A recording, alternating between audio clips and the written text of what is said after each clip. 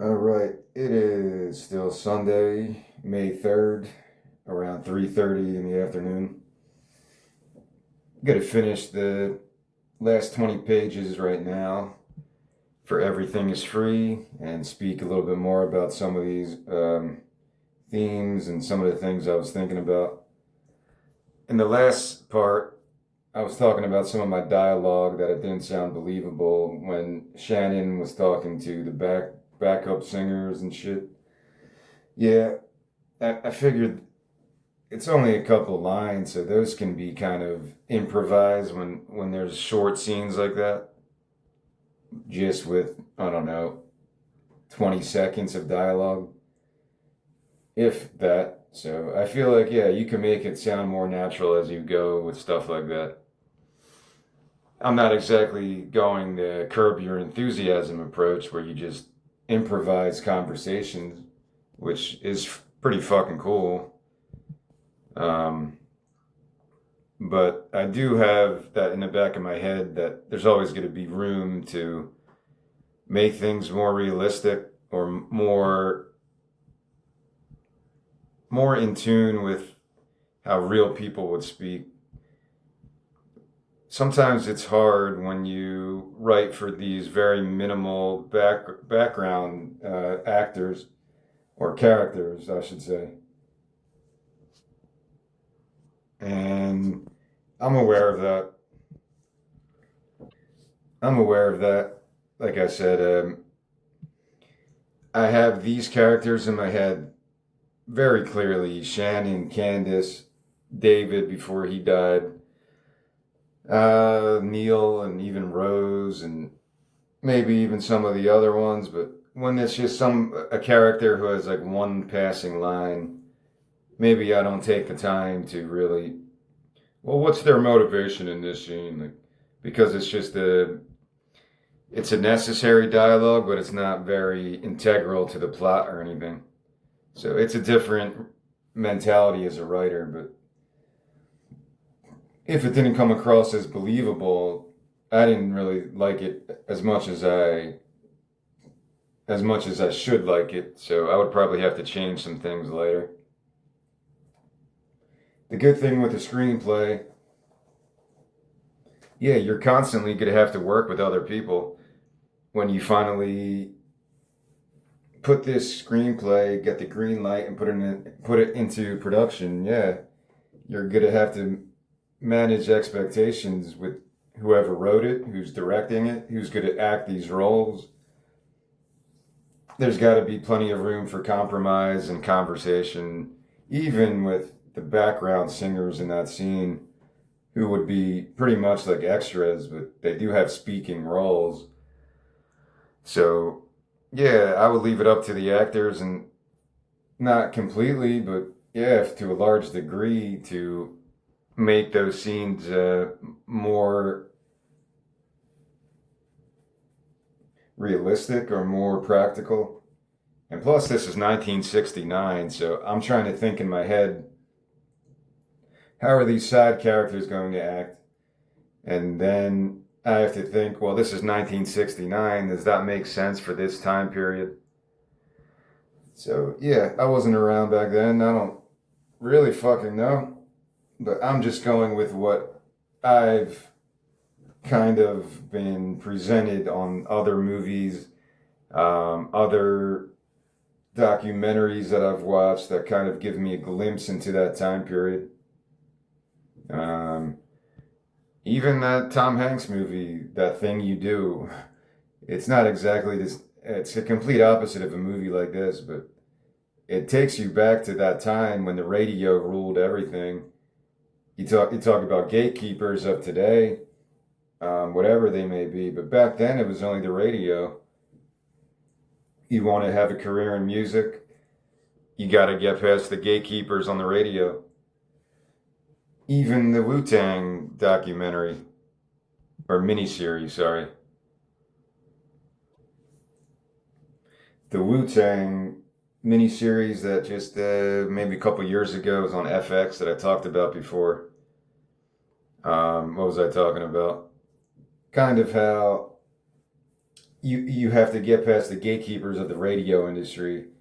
On the Wu-Tang, supposedly they knew some guy, but then they kind of forcibly made their way to get their record played on the radio underground, like a mixtape. So that's kind of cool. I know today you have podcasts, you have other things, but the question is, of all the millions of people doing podcasts, putting music out there on streaming sites, and just like I'm doing right now, and I get zero, I mean, absolutely no response to anything I do ever.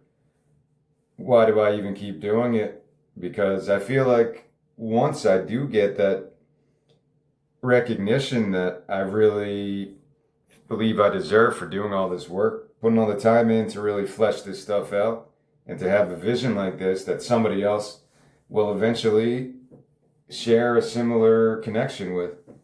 People who like horror movies and psychological thrillers, almost in a way you could call this a thriller, not really, but kind of. It's more of just a psychological horror with some witchcraft, occult undertones, or not really, it's actually right in your face. But Seeds of Anarchy had spiritual undertones. This one, it's right in your face. There's witches, there's demons, there's all kinds of dark occult shit. So, yeah, a lot of people like this type of art, whether in heavy metal or in movies or in books or in visual arts. I forget the guy's name. Again, I'm not good with names. There's an artist that maybe I could look it up on Google later who's kind of famous for depicting like these demonic type of scenes. And yeah, there is a market for that, definitely. I don't think there will ever not be a market for horror type of movies. It goes back to medieval times and folklore. Like I was talking about that Amazon documentary that I just started watching today. I watched about a half an hour into it. It did mention The Wicker Man and some earlier British folklore horror movies from the 70s and late 60s. And yeah, I love that stuff, man. Just the whole thing about cult mentalities, like I said about Midsummer and groupthink that's that powerful that you could lead to people sacrificing other people and doing shit like that. Yeah, how does it get any more frightening than a situation like that? I don't think so. You know, you have different types of horror. You got Michael Myers horror, a 5-year-old kid who kills like his parents, kills his sister, whatever the hell that movie was, Halloween. And then he comes back later when he's all grown up and he kind of has revenge on that town or whatever the fuck. You have that type of horror. You got Freddy, you got Jason, you got Michael Myers. You got more of the comedic look like Scream and I Know What You Did Last Summer. Those were kind of the 90s style of horror movies that were more about, I don't know, teenage stuff. And then you have the more psychological stuff like High Tension and The Descent. I think that's the name of the movie when those women, they go into a cave underground and all these demons live underneath there. That movie is fucked. And movies like that, I mentioned The Shining and Jacob's Ladder, that are more about psychological horror, and those are the ones that really can get to people. I appreciate that type of storytelling. But yeah, that's what I'm trying to do in this one. As I go with this table read idea, again, it's not a table read, I get it. This is just like me doing a writer's commentary, if you want to call it that. Like you watch a DVD and you could sometimes have a DVD extra with the director commentary or the writer or whoever, an actor. This is just what I'm doing. I'm talking through my stories the best I can to maybe get people interested in them. Do I want to direct stuff like this? I really don't know. becoming a director, I feel like, yeah, you have to have a technical grasp on film, whether digital or film, whatever you want to call it, and the angles and the symbolism and the shading and all this crazy shit. I don't think I could really go down that route at this time in my life. I don't think I've ever really been interested in that photography or cinematography. I appreciate all that stuff and I fuck around with it from time to time. More photography than actual video making or something like that, but it's not something I could really do at this point in my life. I said it before, I'm just writing the stories and hopefully I could collaborate with people who share a vision that I have. And yeah, if you enjoy movies like Midsummer and Jacob's Ladder and Suspirios, that's a decent movie. Kind of goes into the whole coven witchcraft thing and The Exorcist even. I'm out of the loop with some of the newer horror movies. I don't really pay attention to new movies. The last few years, I've been way out of the loop. And on that note, let me finish this story. I got about 20 pages left. I'll try to go through this rather quickly without too much commentary because it starts to pick up this last act of the movie. And even though this is only an 80-page screenplay, like I said, it would easily get to the 105 range with all the music performances, and a lot of the music really makes this a feature film. If I didn't have the music element, it would probably be like a 60-minute episode for my series. And yeah, I just think this was a good outlier. I had 2 other horror scripts already for my series, and I figured this should be a feature film, but yeah, there's plenty of wiggle room if, because in today's cinema, there's really no difference between feature and an episode of a Black Mirror. Like, if, just an example, yeah, I'll get going after that. Black Mirror, if you take an episode of Black Mirror, like the one with the demon, one of the last seasons, or the werewolf one, people didn't like that one. I thought it was really good. Or yeah, the robot dog, the machine dogs that chase people down. You could take any of those episodes, and they're usually over an hour or so. If you took those and put them in a theater, said this is a feature film, back when people went to the movie theater in the 90s, yeah, it would be a feature film because it's produced in terms of quality and acting and writing. It's just as good as a feature film. So I don't even know if I have to separate it anymore to say this is a feature script. This is a script for my hour-long episode original series. I don't think you have to really separate it anymore in today's world to say this is specifically for the big screen. This is for streaming services. To me, they're all the same. If the story's good, you get good actors and good writing, then it could be either. It really is. To me, that's how I kind of look at it now, as a writer at least. All right. I'm going to start reading now. I'm on page 57. We just ended the montage of Shannon and her band. They went on tour across the country, and in between that montage scene, you saw another death, which I changed how the person died. 4 creatures with like those plague masks on with the long noses. They corner him in an alley and they peck the fuck out of his guts and kill him like that. So that was the second death scene. Again, we're on page 60 almost, on the 3rd act here, and there's only been 2 deaths, so it's good to start to ramp up now and get a little bit darker. Would this appease like horror fans? I hope so. I hope there's enough intrigue that people would want to continue on. When you go into a horror movie, sometimes it's like that. Sometimes you don't get the thrills that you're looking for in a horror movie, the jump scares or the gore or just that escapist, like the Blair Witch movie. I saw Blair Witch in the movie theater in the 90s, and I thought it was really well done. But there really wasn't anything that totally left me breathless until the end when the dude was in the corner and you know the witch was about to fuck him up. That's when I was like, oh fuck, man. That's the only point in that movie that I got freaked out.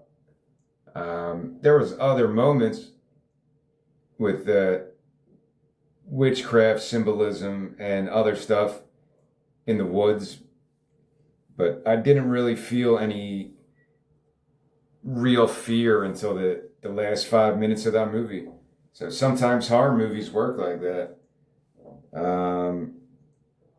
You have to build the story, build the conflicts, build the universe, and then you kind of get a little bit more into what everyone came to see, I guess. I don't want to compare it to NASCAR, how some people say they only watch NASCAR because they want to see the crashes. But maybe there's a part of humanity that's sick like that in all of us. When you want to stop and watch a car crash on the side of the road or fucking, I don't know, other sick stuff that's kind of in us, but we wish was, we kind of wish it didn't exist within our psyche. Like, yeah, some people can't stomach horror movies at all because of that. They don't want to come to terms with that, or they just know their limits. Anything to do with demons or witches or even evil dolls. I think there was a movie in the 80s called like The Puppet Master with like, or Attack of the Killer Tomatoes. Even stupid movies like that could, Little Shop of Horrors, that was kind of a fucked up movie. All right, enough. Let me read this. This is going to be like a 3-hour video. All right, we're ending the tour montage now. And we are going to be outside of Leonardo's Cafe in the daytime. It's wintertime now as the gray daylight starts to fade. And Shannon walks by the front window of the cafe in a winter coat, winter hat, and scarf. And superimposed at this point will be 1 year later. So from the end of the tour montage, this is 1 year later. So we're jumping ahead into the 70s now. I guess this is 1970, late 1970. All right. So Shannon stops at the window and she stares at Leo inside, serving a patron through the front window. And then she opens the door and walks in. Continuous. Oh, I'm sorry. This is... All right, so now she walks in, and there's a cut there, and there's a time cut. She's sitting at the bar inside with some empty beer bottles in front of her, demonstrating that she's been there, maybe an hour or two. And she's out of her winter gear, and she can... the audience will now see her more clearly without her winter hat on, that she's aged a good deal over the past year. Her hair is much shorter and she's got some white in spots. And from her bar stool, she lights up a cigarette as Leo brings her another beer.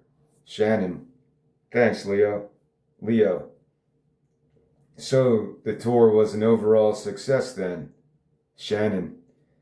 From what I recall, at least. She takes a sip. Shannon. What about this place? Leo. Little too slow to be honest, even by my standards.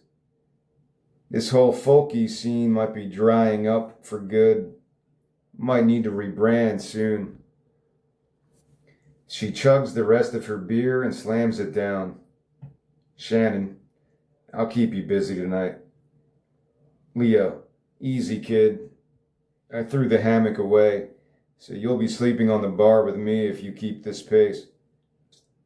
She reaches behind the bar, grabs herself another beer and drinks. Leo. Next album in the works? Shannon. Not just yet. Second one is much harder from what I hear. Across the room, Neil, cleanly shaven and more composed than before, walks onto stage and performs a mellow folk classic in front of a handful of folkies. I recommend the song Jesus Christ by Woody Guthrie. It kind of connects to his path since we last left him. Shannon from the bar hears his voice and walks towards the stage as he continues his passionate performance. All right, so there's a couple of things that might not be understood in this scene. Shannon is very despondent and kind of in a more cynical type of personality as she converses with Leo, who barely recognizes her, so the actors can kind of make that work. She's been through the tour. She's probably had to deal with Candace a little bit over the last year and concerns of writing new songs for her second album, the Sophomore Slump album. Not the Granddaddy. Granddaddy has an album called the Sophomore Slump. Pretty good album. And yeah, so she's kind of in a different, from when we first met her getting off the bus until now, she's a completely different person because of all the shit, mainly because of Candace and leading her astray, losing her faith in the purity of music, or whatever you want to put there. That sounds good enough. All right. So we left that scene. Shannon is going to watch Neil perform on stage. We're going to cut till later that night outside of the cafe in an alley near the cafe as Neil and Shannon share a cigarette together, trying to keep warm against the back wall. So yeah, it's cold now. It's wintertime. Shannon, you were great up there, really. He blushes. Neil, can't exactly pull in the crowds that you used to, but I do this for myself more than anything. Keep myself busy. Idle hands and all that, I guess. Shannon, Leo paying you anything? Neil, offered me free drinks, but I'm going the sober route these days. He takes his 1-year chip out of his pocket and flips it to her. Shannon, that's great, Neil. Neil, how about you? What was touring like? Shannon, sometimes I kind of wish I just kept my regular spot in this shithole. They share a smile. Neil, plenty of open slots right now if you want one. Now we're back inside. Moments later, only a handful of drunks remain seated at the bar as Shannon and Neil are now on stage and they're performing the last lines of What the Devil Can't Buy on stage to an audience of one drunk vagrant. So like Leo said, it's 1970. The folkies are kind of dying out. That whole scene is kind of on its last legs, like Leo said in the dialogue. So yeah, the folk thing, that's kind of represented by that. They're singing David's song, What the Devil Can't Buy, and there's one drunk vagrant person just not interested at all, barely awake, watching them. Candace walks in the bar, still looking her sultry young self, and watches the short performance from the shadows. Shannon and Neil finish their performance and humbly bow to the vagrant, who rises and claps, then passes out onto the floor. So maybe a bit of comic relief there. All right, a little bit later, I'm actually not sure. This is just a time cut, yeah.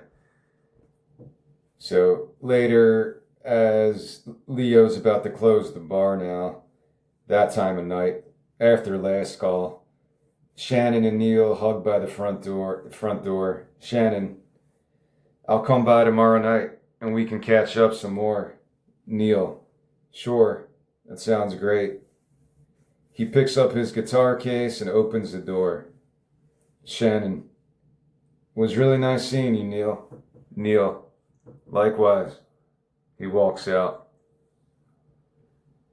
So now we're outside the cafe following Neil as he's walking by Candace, who's smoking a fresh cigar, leaning against the front entrance. Candace eyes him and says, "Got a light?" So she didn't light it yet. Sorry, she pulled out a fresh cigar and she's asking him for a light. He puts his guitar case down and lights her cigar with some matches from his pocket. Candace, thanks, handsome. He nods, picks up his guitar case and walks away. Candace, careful. Lots of strange breeds out on these streets. Neil glances back curiously towards her, then walks on as she heads inside. All right, continue a shot here or whatever. Candace walks in the bar, puffing her cigar, and sits down next to Shannon, who drinks alone at the bar. Candace, figured I would run into you here.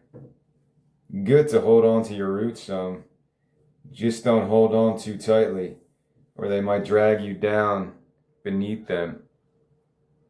Shannon stares at her drink, not paying her much attention. Candace, how was the last leg? Heard you tried to cancel a few shows last minute in Frisco. Shannon, I really don't want to talk business. Candace, then I guess I won't tell you that recording starts tomorrow. Shannon, what? I'm not ready. I need some time to write, to exist. Candace, I told you not to worry about writing. Already had people working on that. Shannon, what do you think singer-songwriter means? This is my album, my life. It's got to be my songs. Candace leans in closer and grips hard onto her wrist. Candace, you think you are solid as gold now because you finished one little tour and got a few songs on the charts? Shannon has the fear of God in her eyes. Candace, forceful whispers. I got those songs on the charts, not you. You'd be nothing, nowhere, without me. She moves away as Shannon catches her breath.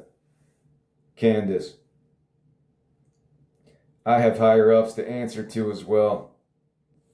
Creatures you don't ever want to meet. She puts her cigar out on the bar and walks towards the front door. Candace, and don't ever let me see you performing for free with a crumb like that again. She walks out, slamming the door behind her as Shannon stares down into her drink. So, yeah, Shannon's night just got progressively worse because of that short little meeting with Candace.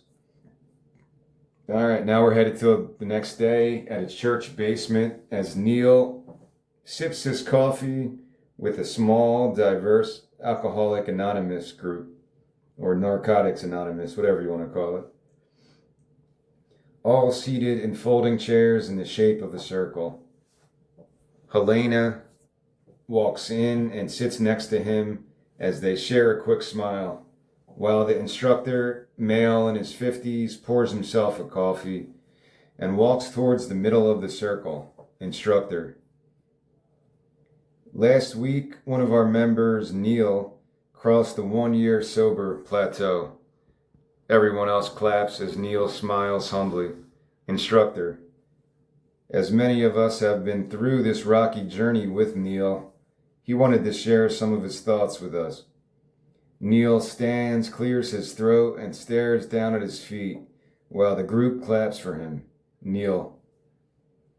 The last year has really been the toughest challenge of my life. Wish I could say that I'll never have another drink again or try to score some dope from an old friend, but I've come to realize that these demons will be with me forever. He glances toward some faces in the group. Neil. That being said, at least now I know I can fight them off. He wipes some tears away. Neil. I just hope I get the chance to help other people the same way the people here helped me. Everyone else claps as he sits back down. Instructor. Thanks, Neil. And well said. I also want to introduce the fresh face here today. Helena, would you like to say a few words? Helena rises, eyes towards the floor. Helena. Hi, I'm Helena. I came here because I just really need to get clean. She starts crying and sits back down as Neil gently pats her shoulder. Neil. It's okay. She cries into his chest. If you don't remember, Helena was the very exotic looking creature at the nightclub that kind of was somewhat flirting with David at the bar, and then she like licked his ear with her like reptile tongue. So yeah, she's one of those demonic creatures with like a very exotic look and accent. All right, so now they're outside the church as Neil and Helena, both in their winter gear, smoke cigarettes under the gray, wintry sky. Neil, it gets easier. She's a non-believer. Helena, sure, maybe for you. Neil, it will also get a lot harder before it gets easier. But you just have to find the right support structure. Do you have any family or friends? She stares into his eyes. Helena. I came to the city to study music, but I lost my scholarship. She cries into his chest. Neil. Hey, it's okay. I'm a musician too. Was at least. Don't quite know what I am now exactly. She stares deeper into his eyes. Helena. Is there somewhere we can go to talk more in private? He hesitates, then nods and walks away with her. Later that night, in Neil's apartment, Neil is fingerpicking on his acoustic guitar, seated on his bed, while Helena hums along with him. They hit some nice harmonies together, then hold a note fairly long until Neil cracks his voice and they share a laugh. Helena, not bad. You do have some soul in there. She glances out the window towards the night sky. Helena, oh my God, how long have I been here? Neil places his guitar down. Neil, I can walk you to the subway if you want, or get you a cab. She leans in closer to him. Helena, thanks for helping me today. She kisses him as Neil shuts his eyes in stunned exhilaration. Now, under her spell, she reaches for her purse, slyly takes out a needle, and stabs him in the neck, causing his body to convulse violently on the bed. She holds his arms down and kisses his forehead. Helena, in the end, you are what you are. Now, I had her as a Greek character, I guess, because I said she whispers this in Greek. I'm not going to say this correctly. Sto telos Isai otopo Isai. Yeah. Any Greek people out there, I probably butchered that pronunciation. But it translates to, in the end, you are what you are. Neil takes his last breath, skin already a shade of blue, like all the blood has been drained from him. She places the needle by her side and casually walks out, humming to herself. So yeah, she's obviously used to doing stuff like this. If people don't really get this scene or the motivation for it, to me it's Candace saying, I don't want anyone else involved with Shannon. And she noticed Neil and her kind of getting connected. David's already gone, and now maybe she wants Neil gone too. So yeah, Helena is kind of like one of her minions, you could say, one of her demonic minions. But yeah, that kind of sucks. That's two of the farm plows dead now. David was the first to die. Now Neil's dead. And if you go back to the beginning of this story, when Neil was freaking out because he thought when David and Shannon first met, they were going to break up the band, like Yoko Ono or something. Shannon told him, I will never do anything to break up the farm plows. It's not really her fault, but unknowingly, she's kind of responsible for David's death and now Neil's death. So she's kind of ripping that band morbidly apart. But again, yeah, it's not really like she wants to do that stuff. It's more just like guilt by association type of thing because of her involvement with Candace and the underbelly. All right, continuing, I'm still on page 64. We are at Candace's high-rise apartment in the office at the same time that Neil is dying on the bed. We slowly drift through framed album covers on the wall towards Candace. She's lying half naked on the floor, covered in blood, staring up towards the elaborately mirrored ceiling as dozens of her reflections stare back down at her. Don't ask me why I came up with this concept, but I was like, whenever Candace is kind of condemning someone to die, like she just did with Neil, somehow through her witchcraft powers, she gets to empty their blood out, even if she's not in the same physical space. So what that scene is showing in my imagination is she's almost having like a sexual experience through the thrill of Neil's death and like consuming his blood. She's just laying on the ground covered in blood. I don't know if that would be other people's explanations of that scene, so I figured I should at least say what I'm talking about. All right. Now we are going to Shannon's apartment at nighttime. She's lightly strumming her guitar, seated on her bed. She's pausing and writing down some lyrics onto the wall behind her. Then she sings a few lines of this new song, trying to perfect the melody. And this is my original song, number 6. So I did write 6 songs for this. 6 or 7, I think actually 7. One of them is kind of a joke song. And this song is called In the City Where Death Called Home. So she's going kind of dark and depressing like Bruce Springsteen in Nebraska. And this is her new type of experience now as a songwriter.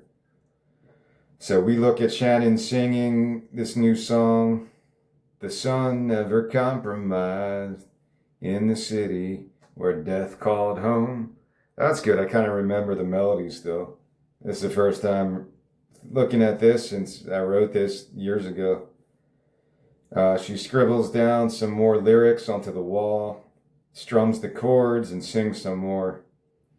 The stars surrendered down their pride in the city where death called home. In the city.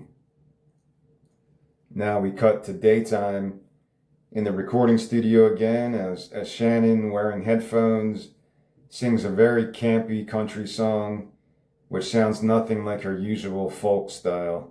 Yeah, this is my original song 7. I was just talking about it.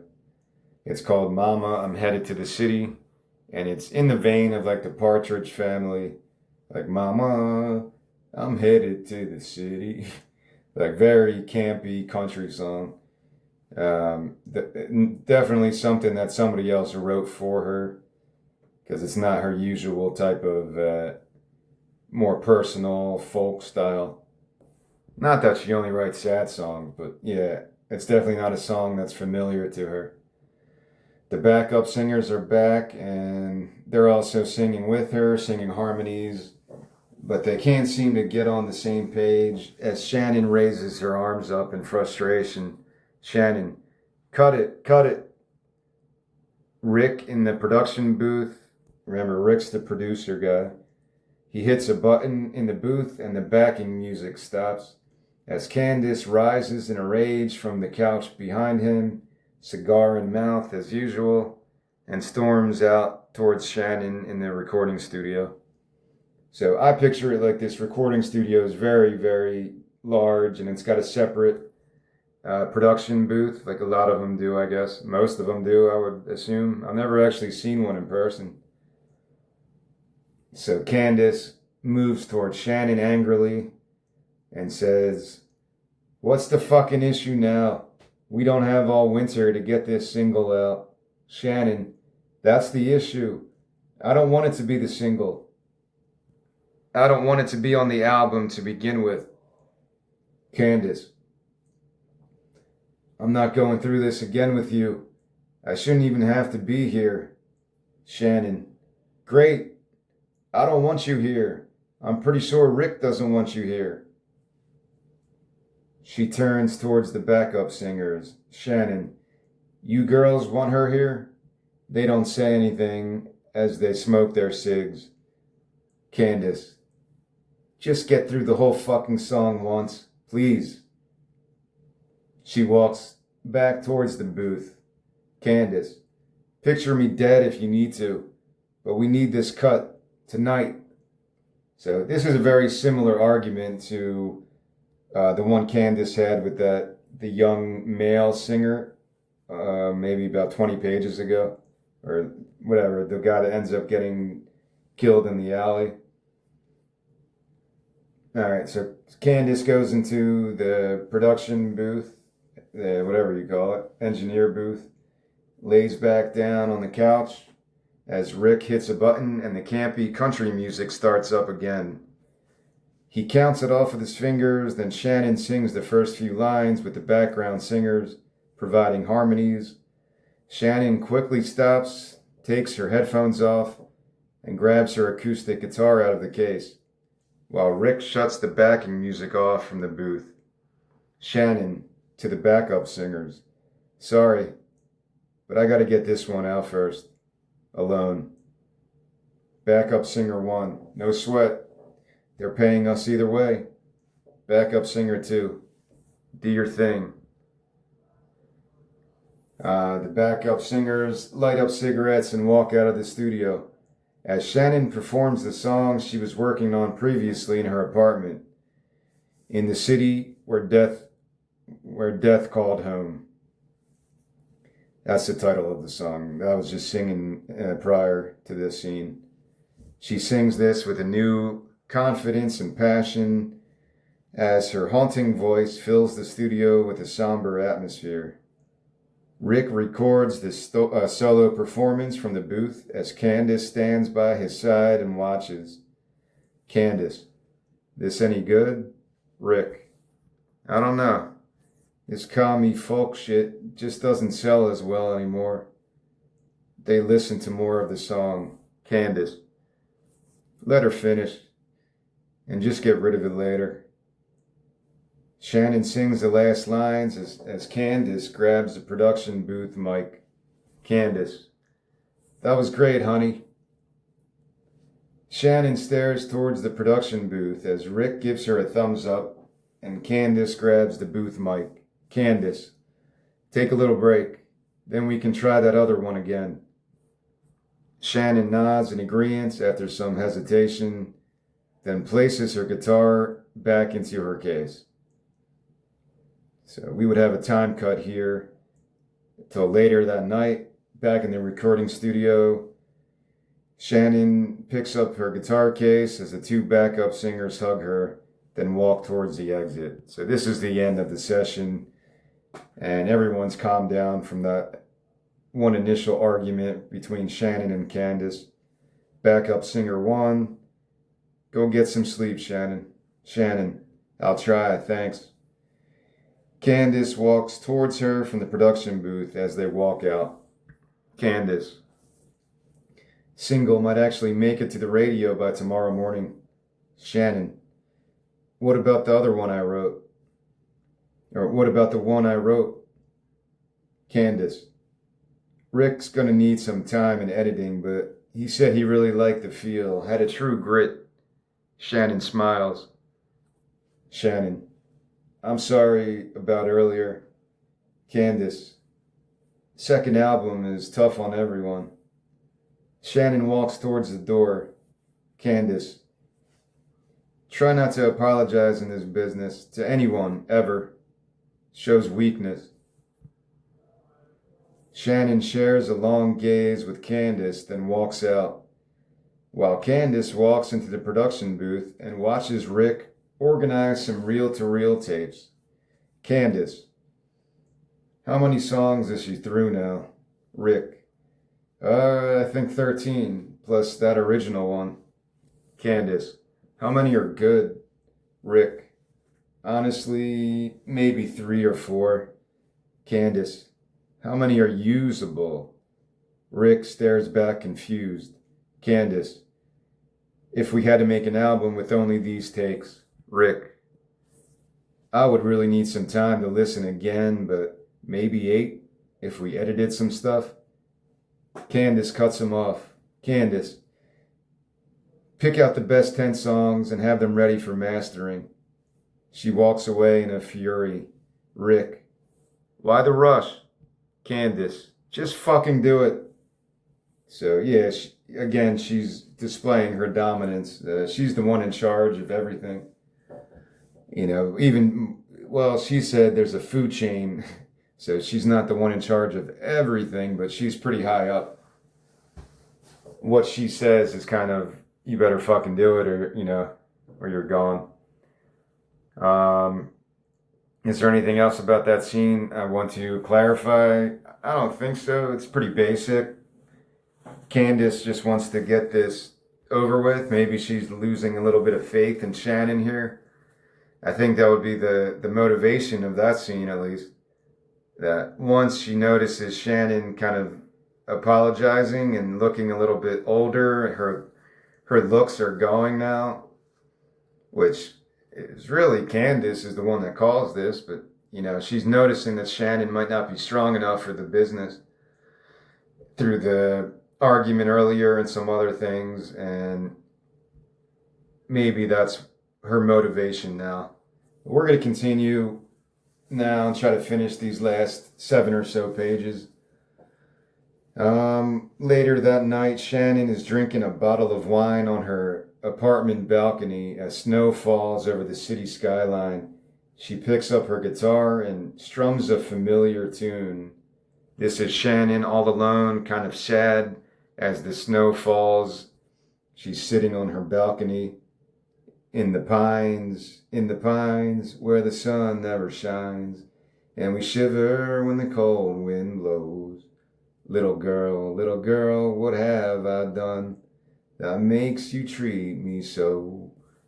You cause me to weep, you cause me to mourn, you cause me to leave my home. Yeah, disregard my singing, I think that this scene was one of my favorites when I pictured it. It's very cinematic, whatever word you want to put there. Very, you know, as the snow's falling in New York City, and she's sitting alone on her high-rise balcony, and she looks all fucked up. Totally different than what we knew of her when she first came to New York. Now she's just kind of a jaded artist, and she's singing a pretty fitting song, I think. Plus, that was like the Kurt Cobain song. Like, I remember this song from MTV Unplugged more than the Lead Belly. But of course, you know, Kurt Cobain got it from Lead Belly. So it's pretty cool to see how the evolution of music, not the evolution, but the continuation of it almost. That's a pretty cool thing to show in that scene, I think. After she sings, she puts down her guitar, scratches her hair, causing some large chunks to fall out. She tosses the hair over the balcony and watches it fall down with the snow. Very short scene there. Now we're in the next day, next morning, whatever. Shannon is walking into Leonardo's Cafe, kind of, her home away from home. She's wearing her winter hat, covering up her like balding hair, I guess. As Leo cleans off the bar. Leo. Hey, look what the cat dragged in. Shannon sits at the bar. Leo, coffee? Shannon, please. He pours her a cup and continues cleaning as she takes a sip and lights up a cigarette. Shannon, Neil playing tonight? Leo freezes, preparing himself to give her the bad news. Shannon, I'm thinking of asking him to sing with me on my new record. He will be great on this new song I wrote. Leo leans in close to her and gently grabs her hand. Leo, no easy way to say this. Neil passed on. Shannon stares back in shock. Shannon, what? Leo, overdose supposedly. Sorry, I should have reached out. She stares down into her coffee, dazed by the news, as Leo walks towards a table to refill a patron's coffee cup. This scene is kind of major because now it's like Shannon's world as she knew it is slowly coming apart now. Well, first David left her and she kind of found solace in the music and touring, even though that was kind of a bad experience. And now she comes back and she's trying to find a home at Leo's again. And she's now informed that Neil just overdosed. She doesn't know that it was Candace or some witchcraft going on. So now she's really just getting into a manic, depressive kind of state of mind. And it's wintertime too. That's kind of why I wanted to make it during the winter when she has this kind of breakdown. All right, continuing, we now follow Shannon as she drinks from a bottle in a brown paper bag later in the day in a large outdoor square. Probably one of those folky areas that we saw before in the summertime. But now it's winter and everything looks gray and miserable. She watches a young couple. Yeah, it's around where she first arrived off the bus. So in that same area, the first couple scenes, she watches a young couple step out of a bus with tote bags over their shoulders as they gaze out towards the city and kiss. She takes a long sip from her whatever bottle she has in her brown paper bag, and she walks up to the Manic Street Preacher, the same one as before, who testifies from his usual spot, Manic Street Preacher. I realize there's a band called that. I don't think I realized that at the moment, but I just named him Manic Street Preacher. I don't really know that band that well, but I think I've maybe heard a couple albums from them.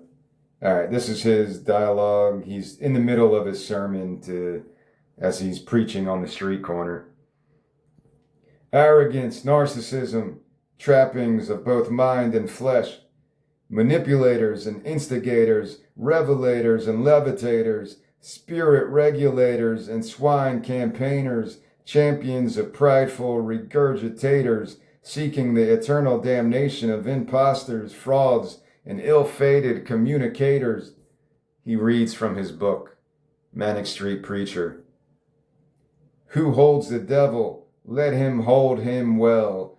He hardly will be caught a second time. That's another line from Faust. All right, so he's just manically preaching, Shannon is drinking and listening to him, and then she walks away towards some street musicians who are playing a cover of a soul song. I recommended Curtis Mayfield, Don't Worry If There's a Hell Below, We're All Gonna Go. And I really hope I could use this song because, come on, man. how could you find any song that's even close to that level of a horror symbolic element? And that's probably my favorite Curtis Mayfield song. The bass line and the way it kicks in the beginning, and it's just a funky groove, man. And it's a dark song. It's about if there's a hell below, we're all gonna go. Listen to that song. It's really good. So she's watching these street musicians kind of sing along to that song. Maybe one of them has like a saxophone or a horn or some shit. I'm not really sure how would street performers perform a song like that. But it's also to show that the mood is changing from a more soulful musical awareness other than the folky movement. And you could see everything goes in cycles. Like soul music didn't disappear. It's not like folk music took over everything. And I don't think it was like that in the 60s or ever. Music is just music. There's always soul music, there's always folk music, there's always pop music, there's always rock and roll in different manifestations, but it's not like because folk music was popular during Bob Dylan's day, like, that other music suffered. I don't think it's like that. Maybe other people could convince me that, yeah, it is competitive. Rap is going up against rock and going up against country, going up against this, and all these musical genres are battling it out for supremacy. I don't look at it like that. I just want to hear cool shit, man. So I'm not sure how these street performers would be covering a song like Curtis Mayfield. Maybe they're just singing and clapping and like a street choir. That's probably more like it. And Shannon now is dancing, drunkenly dancing in front of these musicians as they sing the Curtis Mayfield song.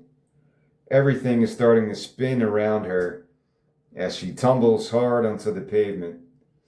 One of these musicians reaches down his hand to help her up, but she pushes him away out of pride and drinks some more of her bottle and then storms off. So yeah, she's in a bad state right now. That's kind of the last straw for her. She came back to New York from her tour. She was feeling kind of down at that time. Then she was hopeful maybe I could get back to reality with Leo and coming back with Neil and Rose and finding that lost innocence that kind of left me since I came to New York. That's her mindset. That's what I would tell the actress of this is your new motivation now.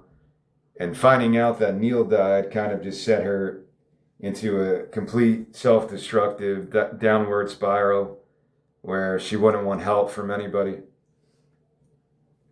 All right, so now she's walking back to the fountain where David died, and she lays down on the fountain's edge. This is moments later. She's staring towards the gray, wintry sky, and she drinks from her bottle like a drunk vagrant. She flips some loose change into the fountain water, one coin at a time. Then she spots Rose walking nearby, in full winter gear, carrying her violin case.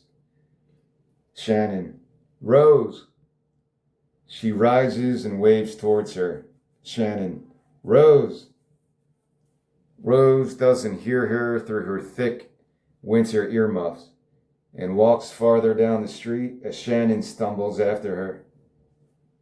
Moments later, down the city street, Rose is walking down this isolated alley, and Shannon is stumbling after her, carrying her bottle in the brown paper bag. Shannon, Rose! Shannon picks up her pace and reaches out to touch Rose from behind. Shannon, Rose! Rose turns her head, but it instantly morphs into David's bloated, lifeless face as dozens of slugs crawl out from his nose, mouth, and ears. Shannon drops her bottle in shock, falls over, and backs away as he stands over her. So, of course, this is like a crazy hallucination that Shannon is seeing Rose as David's corpse with his bloated face, as all these slugs are just coming out of all his orifices. So it's a pretty disturbing scene, to say the least. And this image is talking to her. I wrote David because that's how she sees this.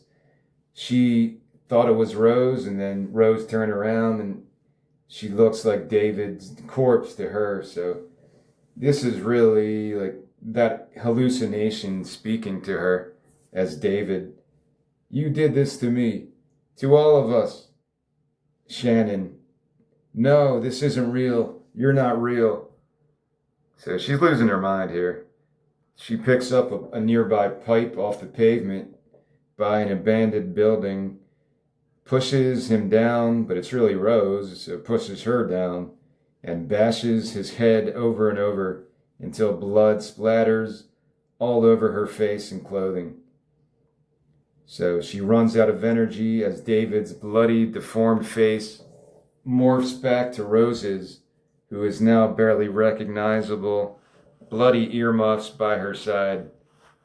So yeah, she lost her mind here. She thought she was bashing in like David's ghost or some shit. So she just kept bashing the face, but she really bashed Rose's face to death. And she figures this out at the end as her hallucination dissipates. And now she's looking down at Rose with a deformed face, and she just killed her with bloody earmuffs by her side. So Shannon is in shock. She stands alone, staring at Rose's dead body. Rose's dead body. Her last bit of sanity leaving her now, as she falls onto the ground in a manic fit of laughter and tears. We drift high above this grisly scene as the last bits of daylight quickly turns to... It's another one of those scenes again, transitions, I mean. So it's still daytime, even though it's very gray and wintry in this scene. But now we're transitioning from the last bits of the sun through the wintry clouds to the starless dark of the night sky in the city. And we are back now to Shannon's balcony, her apartment balcony outside. Shannon is currently standing on top of the balcony ledge, her hair completely shaved off, like she's about to enter boot camp. She struggles to maintain her balance as she squints out towards the blinding lights of the city. So it is dark because you can't see it's dark, but as you come away from the sky, then all the light pollution is there blocking the stars. There's got to be some symbolic quality to that, because I put it in this script a couple times, even in dialogue, that do you ever get to see the stars in the city? Like, I feel like people in the city get gypped, even though it might be cool to live in the city. It's more convenient. You don't need a car. You can walk or take public transportation everywhere. But you also don't get the country sky where you can see all the stars on a clear night. All right. So Shannon is on that ledge, her hair completely shaved off now. She's struggling to keep her balance as she squints out towards the blinding lights, then turns her attention below. So she's very high up. Her apartment, if I didn't mention, yeah, it's definitely very high up on this high-rise apartment building. We cut it there. We're not going to show what happens. She's just looking down, and I don't think you really have to show anything else after that. Now we are, that's could be the end right there, but I wanted to continue this story. We're now moving to the city record shop. 3 months later would be superimposed on this as spring blooms all around the city. And Shannon's new record, her second record, is now displayed in the front window along with her debut record as some pedestrians walk by. Inside the record shop, two young teens, one male, one female, stand at the counter. Young teen one. What about the records in the window? The record shop owner, male 40s, organizes some magazines on the front counter. Record shop owner. I need those. Come in next week. She'll get some more in by then. The teens walk away with their heads down. Young teen two. Man, this is the fourth store we tried. Record shop owner. Sorry. All right, so now we're moving from that to a nearby city street near that large outdoor square that we've gone to many times now. Candace is there and she's lighting a cigar, leaning against her Cadillac. Hotter than ever before as she stares at herself in the car's side mirror. So she looks even more attractive than she did in the beginning of this. The complete opposite of Shannon's path. Shannon was the young, vivacious country girl, and then she ended up bald. Her hair was falling out anyway. And she's on top of the ledge, ready to do whatever. So they had completely different trajectories in their character arcs. Alright, so she's hanging out, smoking her cigar as a funky kid around 10 years old, male, walks by holding a radio against his ear, like those old boom boxes. And there's a voice on the radio saying, after nearly 3 months on top, Shannon Bree's #1 record falls to #2 this week. Candace motions towards him to come closer as he walks down the street. Candace, hey kid, hang out a bit. Funky kid, fuck you, bitch. She shoots him one of her evil stares, scaring him right into submission as he leans against the car right next to her, while she turns up the volume. Voice on radio. The city will forever miss you, Shannon. You will always be considered one of our own. Let's pay tribute once again. The kid lowers the volume. Funky kid. What do you care about this anyway, you crazy bitch? She turns the volume back up and puffs her cigar as the radio plays Shannon's song, Mama, I'm Headed to the City. Funky kid. Come on, change the channel, lady. Candace. What? Don't you like this song? Funky kid. Nobody likes this shit. He stares up at her. Funky kid. Can I go now? Candace. Sure. He walks away with his radio as he changes the channel to something else. Candace. Hey kid. He turns his head back. Candace. What's hot right now? Funky kid. Don't you know? It's all about that soul, baby. He would probably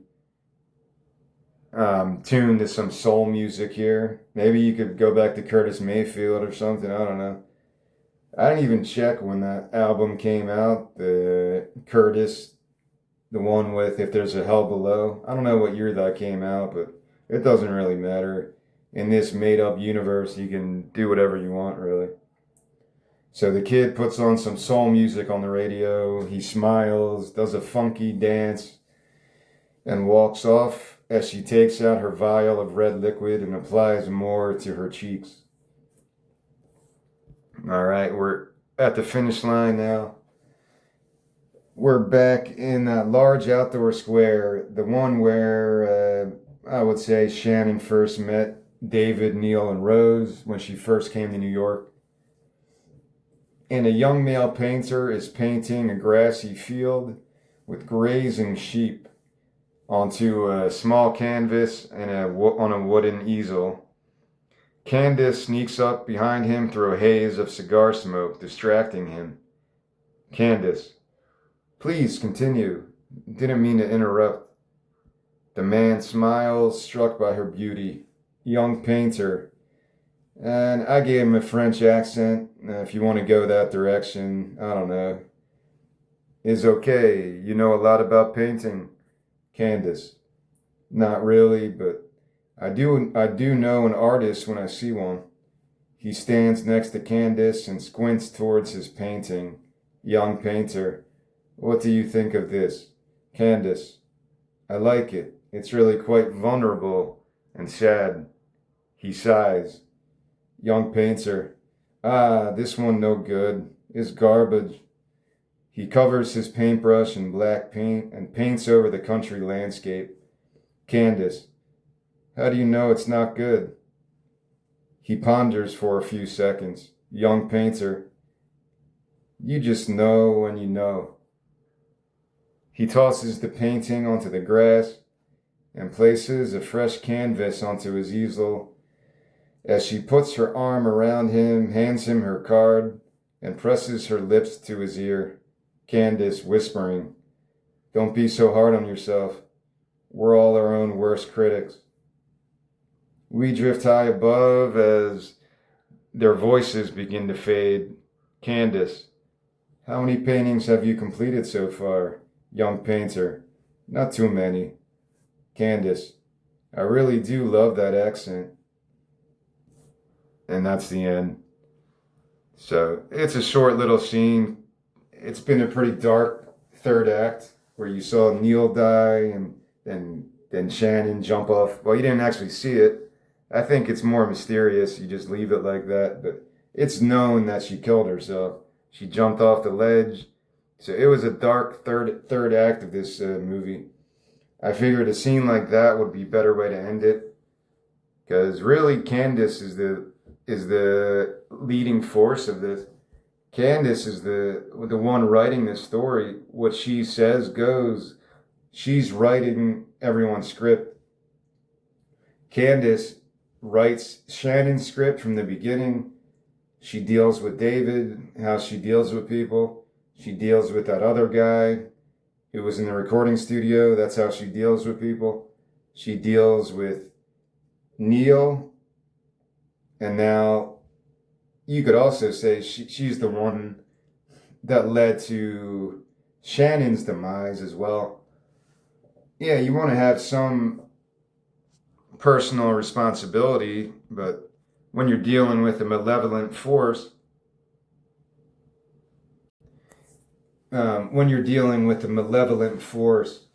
how much control can you really have over any situation when people use like witchcraft and tactics like that you can't defend yourself?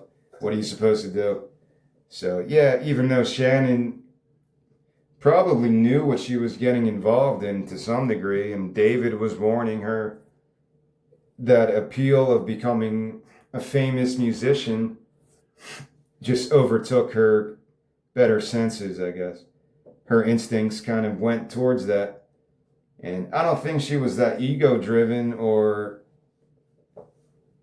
as a plastic corporate kind of shill. She wasn't anything like that, or a corporate plant. She was an independent artist trying to make her own way, but once Candace got involved in her life, yeah, it was all downhill at that point, and there was nothing she could do about it. It's a sad tale, but it's the reality of a lot of people's life in entertainment business. You could even say Elvis. Like, Elvis got fucked up too. Elvis had a good thing going, and then they put him out to pasture in Las Vegas and said, here you go, Elvis. Wear a fancy cape and be our puppet for the next 30 years and make us money. And Elvis was like, all right, baby. Until he ate that peanut butter and jelly sandwich with bananas, and he died on the toilet from I don't know, what did he die of? Some drug overdose? I talked about Britney Spears, and I think she relates to this story too, man. When she shaved her head because the media was all in her business, like to a really nefarious degree. All I don't know, 90 something. And now look at Britney Spears. Isn't she in Vegas doing like fucking shows every night? I could be wrong about that, but I'm not positive. So there's a lot of stories like this, man. When you, I don't want to say make a deal with the devil, when you become famous, you have to not lose your essence of what you were before your fame hit. Like, I don't think it's that difficult because fuck it. Why do you give a shit? Now you're famous. Now what? It's gonna make your ego explode. I guess if you're Britney Spears' age, like in her teens and early 20s, she was already famous. And it's not good if you can't handle it. Your parents are pushing you to do this. I don't know her story. I'm just making up shit. But I think there was something like that. You're making millions of dollars. All of a sudden, everyone wants a piece of you. It's just the reality of what that type of fame can do to somebody. So there's a Britney Spears angle, definitely. I remember that. I was probably in high school or a little bit later when she shaved her head and everyone was freaking out, like, oh, she's having a breakdown. So yeah, you could see how that inspired some of this story, at least. I had that in mind when I was writing that scene. I don't know if that was exactly where I got that from, but it had to have something in my subconscious. All right, Britney Spears, live from Las Vegas. So, I don't know. Is she still doing stuff though? This is like from 2001. Is she still doing shit there? That's kind of an interesting comparison. Britney Spears, acclaimed Las Vegas residency, Britney Pieces of Me, ran from 2013 to 2017 at the Axis at Planet Hollywood, grossing over $137 million. All right, so she doesn't do it anymore, but she did it for like 4 years.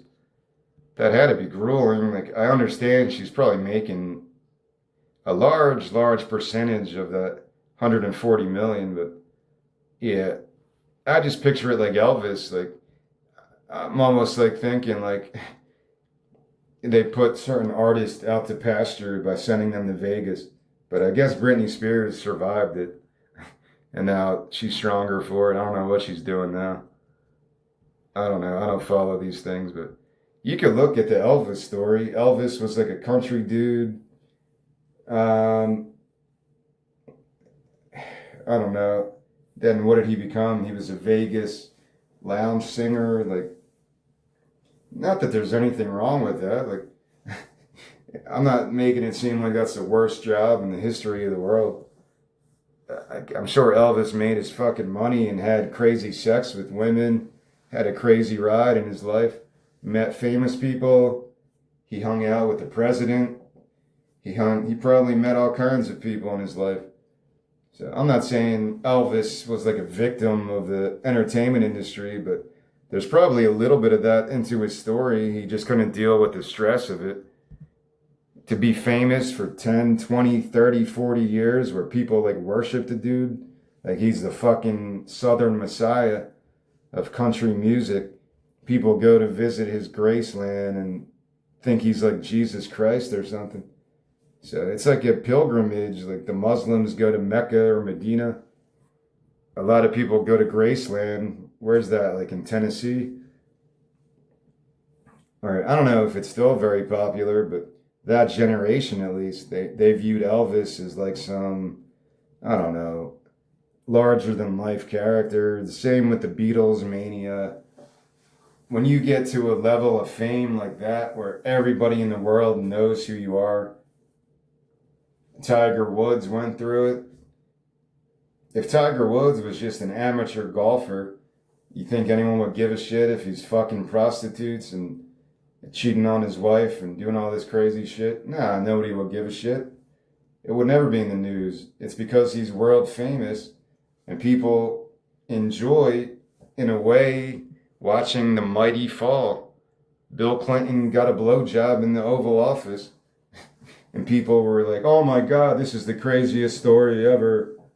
Like, he's the fucking president getting a blowjob from an intern. Like, yeah, it is a crazy story, but it's because of their title and their level of success in life. Like, you can't get higher than the presidency. Like, what if the Pope did something like that? Well, it'd be covered up probably. See, I can't believe that shit wasn't covered up to begin with. I don't know who told who. Like, did Monica Lewinsky say, yeah? Was she bragging about it? Did she go to like a therapist and say, I sucked the president's dick? I don't know. I don't know the details of that. But I feel like today it'll just be covered up. It's easy to just cover shit up. So, yeah. But you hear what I'm saying. A lot of fame can be very fucking deadly. That's a major theme of this story.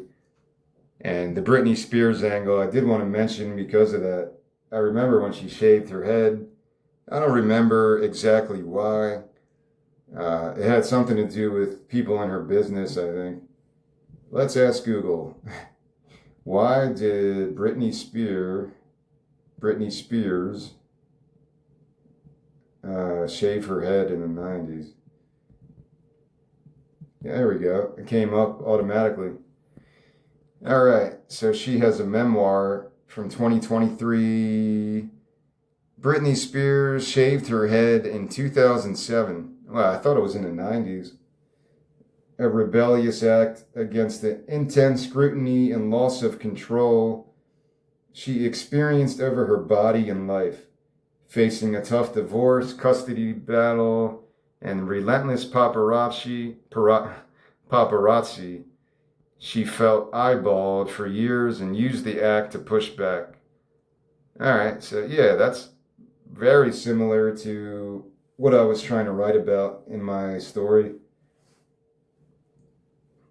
Yeah, I think it works like as a good comparison of this. Of the actress that would play that role of Shannon, I would probably mention that, like try to conjure that type of a emotional breakdown where it's a different reality. The character Shannon in my story, you know, she was kind of in love with a David guy, and then he dies. She's still trying to build her music career, and then she comes back to more death and more just weird, abnormal, supernatural shit that she can't really get her mind straight. So she just goes completely crazy. And yeah, drinking probably didn't help.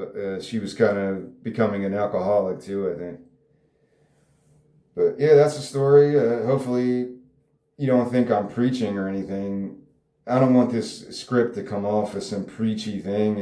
It's supposed to be funny. Like, the only reason I came up with this idea was because of the last scene, to show Candace going after her next prey.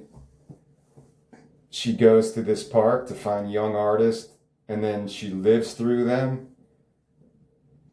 and she makes money off of them, and she abuses them, and she stays young through them. She is kind of a vampire like that. And then when she's done with them, she fucking gets rid of them as connivingly as she can. So yeah, she's a great character. I still picture Nicole Kidman playing that role because, I don't know, I just see her in my head, like somebody like that, who's got that bold type of look in her eye. I'm sure Nicole Kidman's a sweet woman, but yeah, she's probably got that mean streak that you want to fuck with her. That's what I see it as, like a woman like that. Like, you just say, all right, I'm just not going to talk to this lady. Not to say Nicole Kidman's like that. I'm just saying that's the Candace's character would be in that kind of a vein, somebody you don't want to fuck with. And yeah, a position of power that's just, and she's not going to let go of her power no matter what. It's a good character.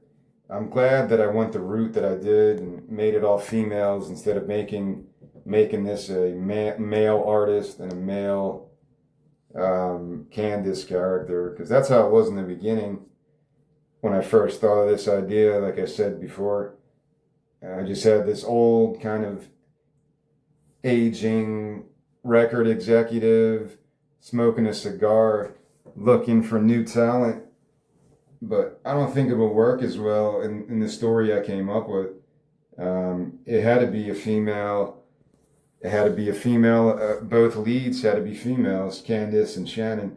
I don't think it would work with a male and a female, or in any kind of a realignment of this. It wouldn't work. It would be you would have to write it completely differently. So I'm happy with how this came out. I do have 7 original songs that I wrote for this. Maybe I'll link those. At least you could read the lyrics and see if they have any relevance to this story. On my last post, I did link my YouTube video that I did for Seen Angels Fall. I performed that song and kind of showed how it goes in my head on my acoustic guitar. And yeah, I feel like all the songs I wrote for this screenplay, I didn't put a ton of thought into, but I did want it to sound like, mid-60s folk music. I don't know who to compare it to. I'm not even going to say. It were just that type of folk music that's probably in the 60s. They were listening to stuff from like Woody Guthrie and earlier from the 20s. And in the 20s, they were listening to stuff from the late 1800s. All these songs just kind of get passed down in the folk tradition like that. That's the cool thing about folk music. Not all the time. There's a modern element. You can even look at Gillian Welch and David Rawlings and Sarah Jarosz, Decemberists. They try to keep true to that feeling of folk music in a lot of their stuff. If you know the Decemberists, they definitely go for that old English type of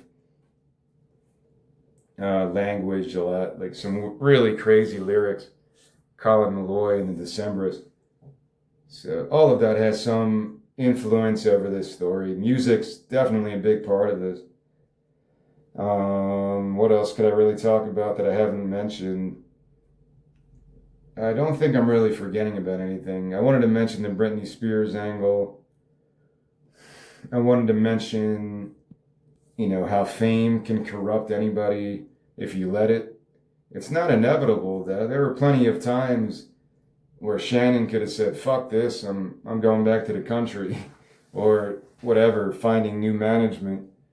But of course, the movie wouldn't work if I went that direction. But anything you go through in life, hopefully you have the autonomy and the independence to make your own life path.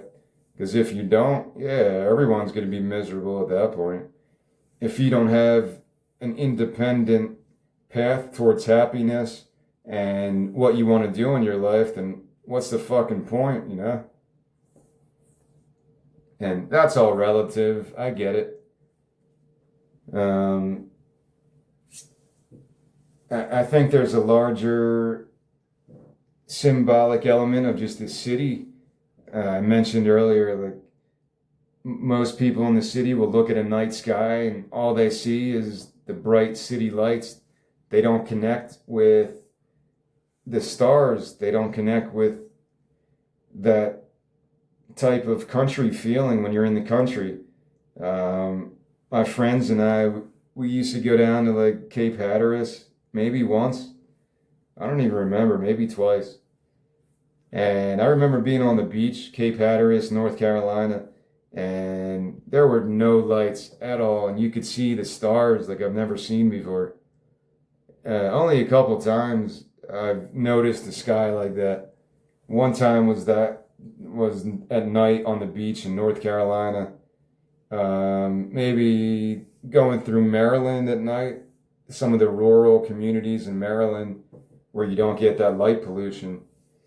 But yeah, very rarely do you ever get a good view of the light of the stars and shit if you live in a city or other type of environment with with a lot of light pollution like that. So it's weird when I was watching that documentary that I talked about the last time, the one about folklore and the history of horror movies, and I forget the name already, Dark Woods or something like that. What was it called? Damn it. Woodlands Dark and Days Bewitched. They actually mentioned that in one of the movies from the early 70s, some horror movie. And the guy's saying, like, you don't know the ways of the country if you're from the city. I think it was The Wicker Man. If I could be wrong, but it might have been from The Wicker Man. Because it's true. Midsummer was the same thing. Midsummer followed Florence Pugh. She's a college educated, wherever city she was from in that movie.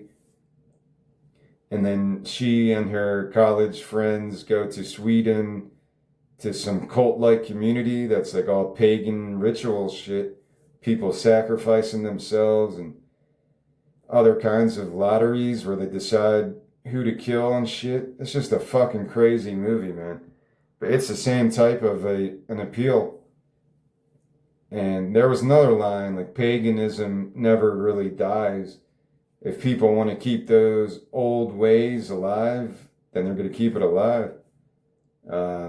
It's pretty interesting.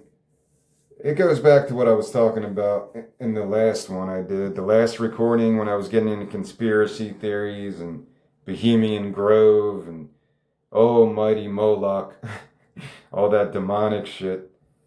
Yeah, there's a curiosity that I have towards that type of stuff. I probably wouldn't want to be around a pagan ritual like that.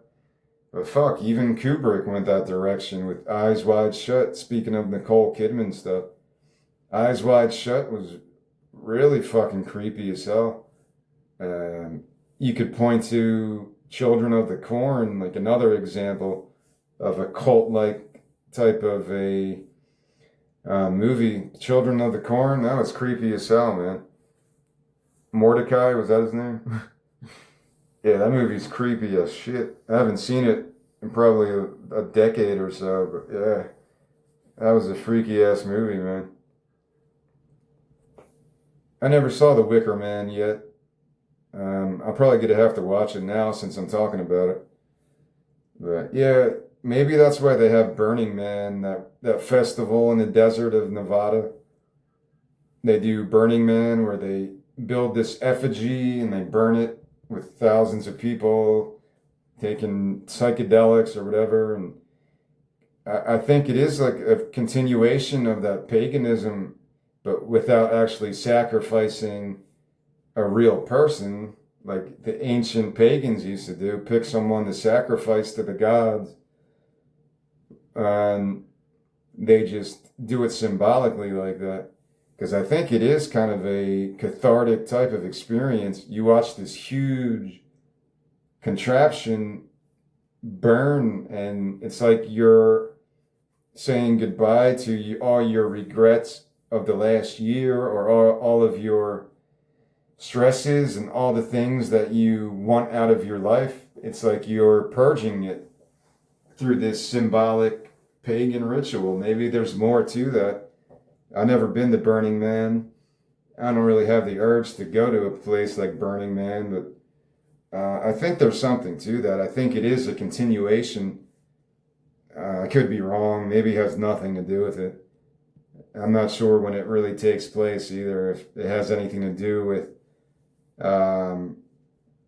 when these ancient pagan festivals happen, like the May Parade, where they would crown the May Queen and all that shit.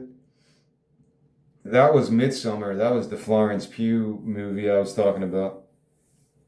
But yeah, there's other shit like that. I did a lot of research back then when I watched that movie to learn more about all those pagan type of rituals, the solstice celebrations, the winter solstice, summer solstice.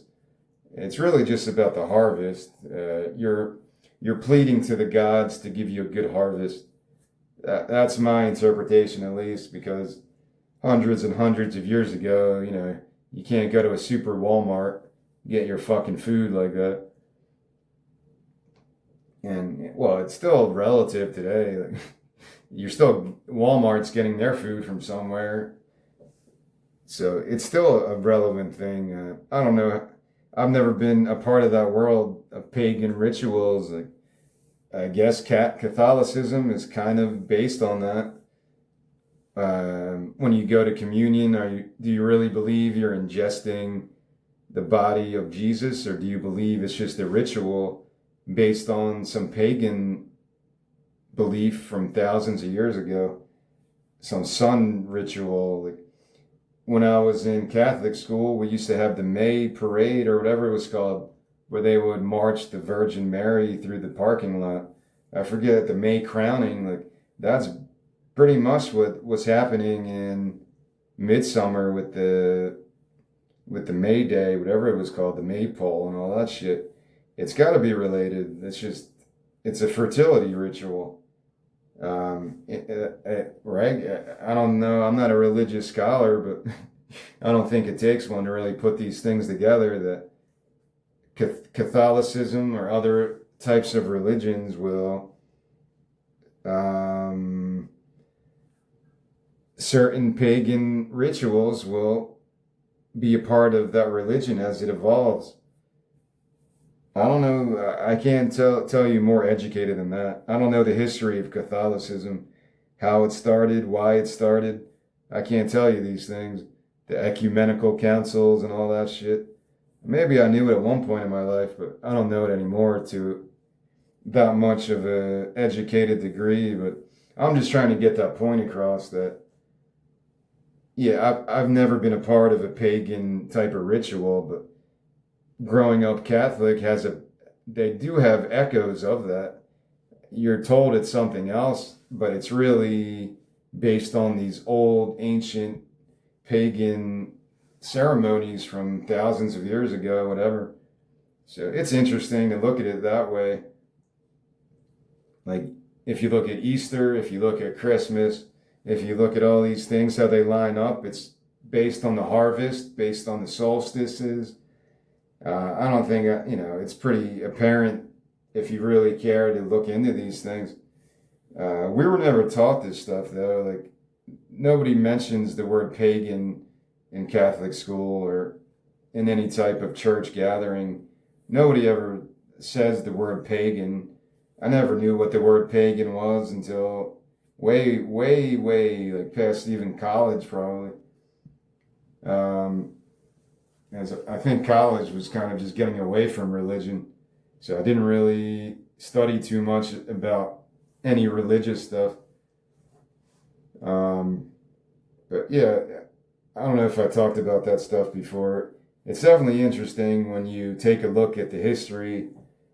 Well, because I grew up Catholic, I always talk about Catholicism and how that's related to paganism, because it just makes sense. That's just how the religion developed when they conquered new territory, and the people they conquered believed in these pagan rituals, and to keep the peace, they said, all right, you can keep doing it, but you got to put Jesus in there somewhere. And it just got blended together. Am I really saying anything radical? I don't even know if this is the truth. It's just kind of what I interpret it to be, but my interpretation could be completely false. But I don't know. That's kind of where I was going with this exploration of paganism, because yeah, people hear the word paganism, they might equate it to like satanic rituals or occult stuff and witchcraft. But dude, that stuff's in all religion. Witchcraft is a part of every religion. It's hidden, it's masked, But yeah, it's there.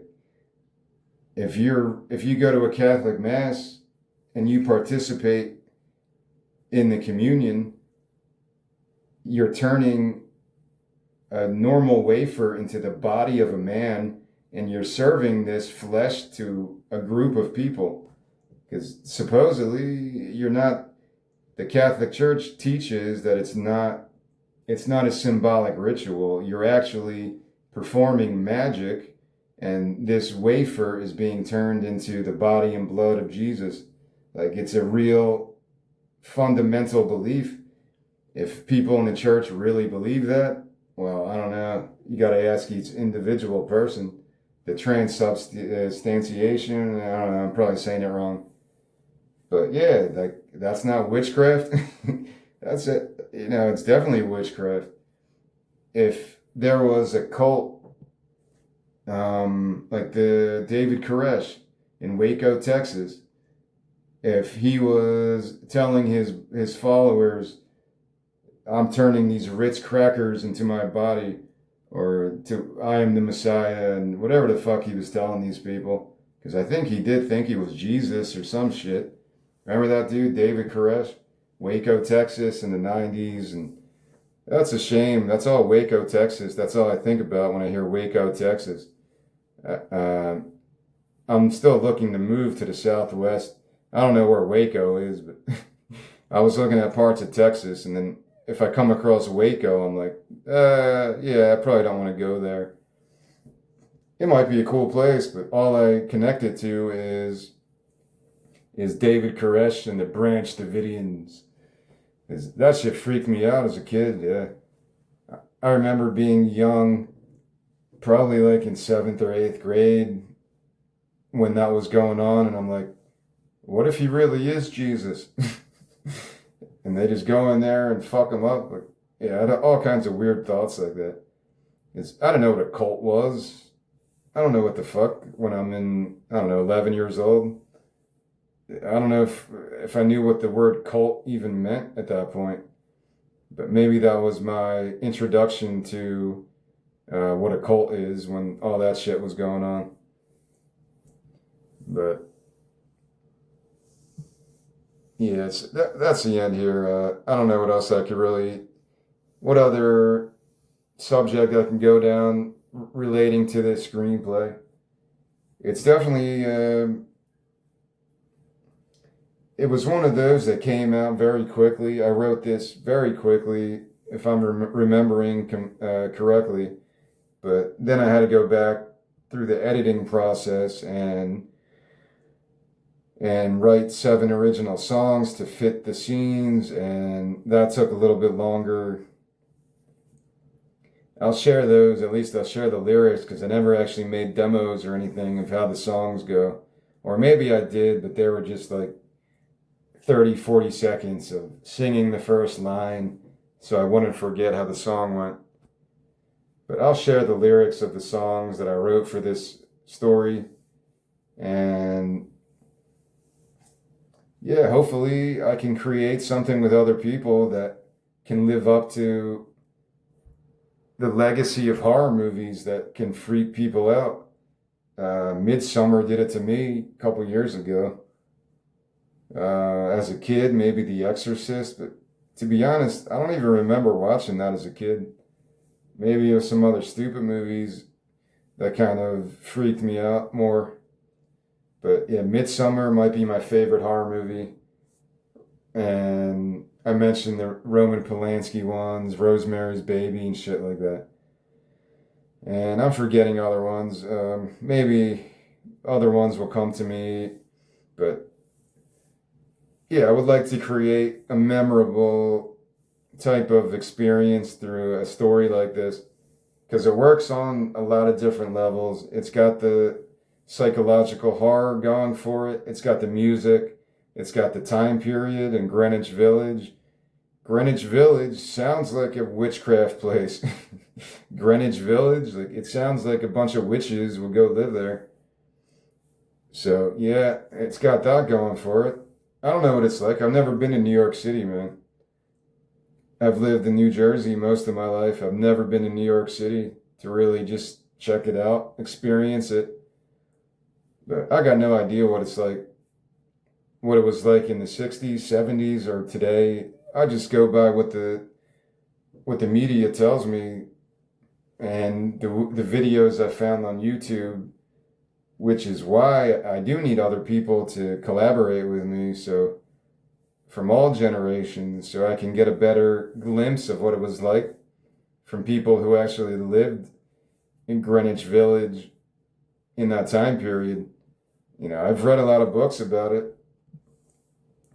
I mentioned that. I should mention his name before I conclude this. The mayor of MacDougal Street was a pretty interesting look at Greenwich Village and the folk scene of all that. But I just want to give his name out there. Dave Van Ronk. I don't think he's an inspiration for David, but that I could go with that. Dave Van Ronk, 1936 to 2002, was a founding figure of the 1960s folk revival. And I read a book about him called The Mayor of MacDougal Street. It was really good. Don't ask me any details of it, but it was a good book, definitely worth reading. Maybe I did name David's character after him. It's possible. It's weird. I bought this book. I'm looking on my Amazon page now. I bought this book back in 2013, like the paperback. So I don't think I read it until 2020 though. Maybe I did and I just forgot. And I think this book actually had some relevance with the Inside Llewyn Davis. Maybe that's why I bought it actually, because Inside Llewyn Davis, maybe that came out around that time. I don't remember. But yeah, I mentioned the mayor of MacDougal Street, so I at least wanted to say his name, Dave Van Ronk, old folk singer from Greenwich Village. And yeah, even, what's his name? I can't think of his name now. The guy who performed first at Woodstock? Richie Havens, yeah, I couldn't think of his name. I think he spent a lot of time in Greenwich Village. I don't know if he lived there, but yeah, he was a part of that scene, I think. But yeah, I'm sure there's plenty of books and documentaries about Greenwich Village during the folky type of beatnik type of era of the late 60s. Well, really throughout the 60s, I guess. And yeah, I just think it makes a interesting setting for a story like this.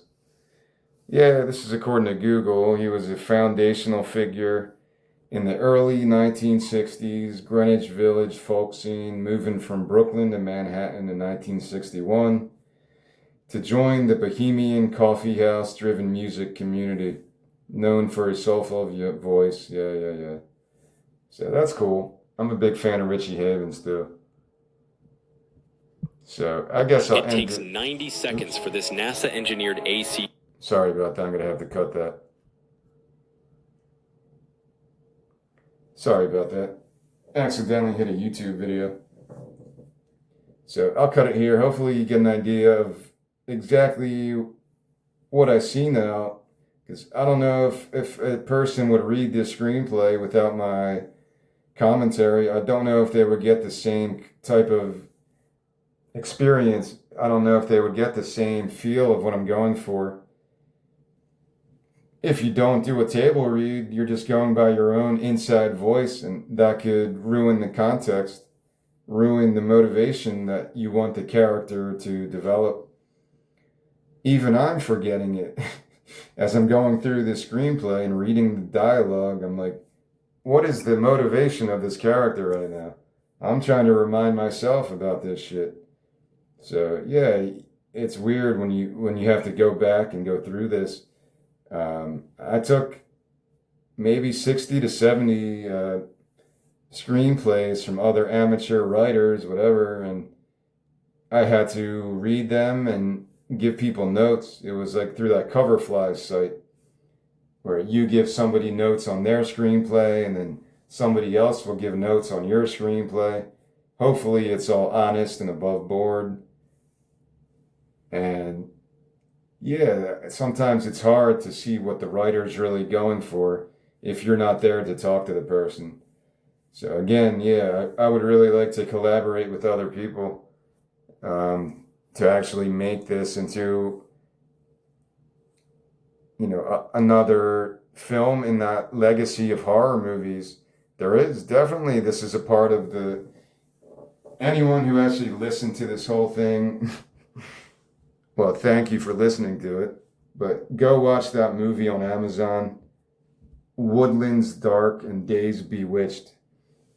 It's just a documentary, a 3-hour documentary about the legacy of folklore in horror movies, and it's so good. I'm watching it again right now to kind of refresh my memory a little. But that's what I'm going for. If people like the folklore and that element of psychological horror movies, then I'm sure you can add something to this story that could really work and be memorable. And yeah, that's what I'm going for. I just really need to work with other people at this point because, I can't really do anything else on my own. Again, I can put myself into the character of Shannon and be like, fuck.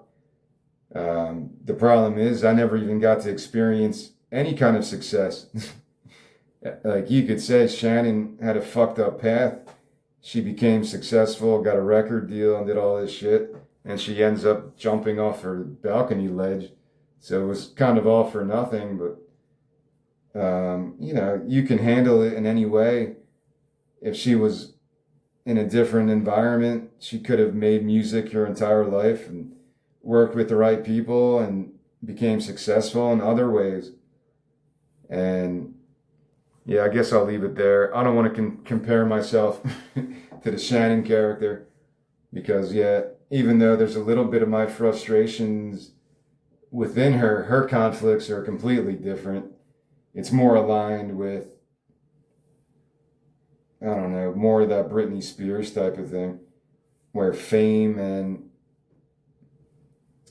and other people's bullshit kind of got in her way and caused her to ultimately end her own life like that. So yeah, that's what I'm going for. I really do like this story. I would end it on that last scene with the Gillian Welch song, Everything is Free. Maybe even a different version of it since there's so many covers of it. Maybe the band and the folk band in the movie can cover that song at the end. The David, Neil, and Rose with Shannon, they could all sing Everything is Free to end as the ending credits plays. That would be pretty cool. That song's been covered by a lot of people. If you never heard it, go check it out. Everything is Free by Gillian Welch. But yeah, I'll end it here for real. I'm at almost 2 hours now. I'm going to keep doing this. Now, these are my 3 features. I did Elegant Eccentric, Seeds of Anarchy, and Everything is Free. These are my 3 features that if I was going to pitch these, I would say they're feature films. But like I said in the beginning of this, it's really not that much of a difference anymore between a feature and an episode of a series, or to me that they're all kind of produced the same way with the same type of production, but I'm not in the industry, so I don't really know how that shit works in terms of the logistics or the budget, or what was I going to say? Just the semantics of it. So that's where I'm going. Hopefully you enjoyed this, and stay tuned for more next week.